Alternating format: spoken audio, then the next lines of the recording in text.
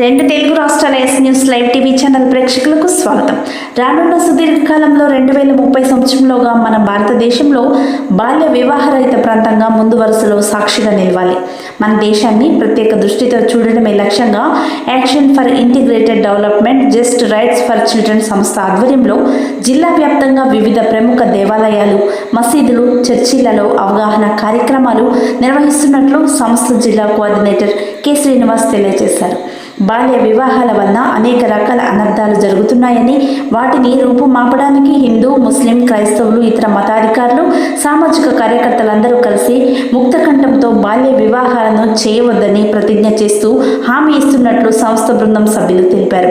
ఇదే స్ఫూర్తిని ప్రతి ఒక్కరూ కొనసాగించాలని తల్లిదండ్రులు, పిల్లల, పెద్దల, సమాజం భాగస్వాములు అయితే 2030 సంవత్సరంలోపు బాల్య వివాహాలు లేని ఖమ్మం జిల్లాను చూడవచ్చని, ఏ మతం కూడా బాల్య వివాహాలను ప్రోత్సహించబోదని తెలిపారు.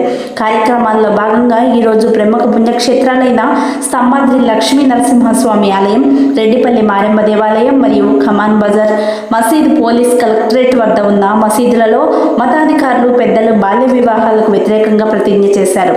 అలాగే నోటీస్ బోర్డులో కూడా ప్రకటన సూచిక ఉంచడం జరిగింది. బాల్య వివాహాలు జరుగుతున్నట్లు తెలిస్తే వెంటనే చైల్డ్ హెల్ప్ లైన్ 1098కి లేదా 100కు ఫోన్ చేసి తెలియచేయాలని సూచించారు. ఈ కార్యక్రమంలో ఎయిడ్ సంస్థ కోఆర్డినేటర్ కె శ్రీనివాస్, సభ్యులు ఎక్కిరాల రామదాస్, భాస్కర్, రవీంద్ర, రవిచంద్ర, సంస్థ సభ్యులు తదితరులు పాల్గొని పూజారులకు ధన్యవాదములు తెలియజేశారు. బాల్య వివాహాలు కానివ్వండి, ఎటువంటి వివాదాస్పదమైన వివాహాలు ఇవి కూడా నిర్వహించడం జరగదు. ఇది దేవాదాయ శాఖ పరిధిలో ఉంది. ఇటువంటి సందర్భంగా ఈ దేవాలయంలో ఎటువంటి చట్టవిరుద్ధమైనటువంటి వివాహ వ్యవస్థకి విరుద్ధంగా ఏవి కూడా కార్యకలాపాలు నిర్వహించరు. ఈ సందర్భంగా ఈ యొక్క చారిత్రాత్మకమైనటువంటి యొక్క దేవాలయంలో కేవలం భక్తులకి, పూజా విధానానికి, అక్షర దర్శనాలకు మాత్రమే అనుమతించడం జరుగుతుంది. ఇటువంటి దాన్ని, సాంప్రదాయాన్ని కొనసాగిస్తాము.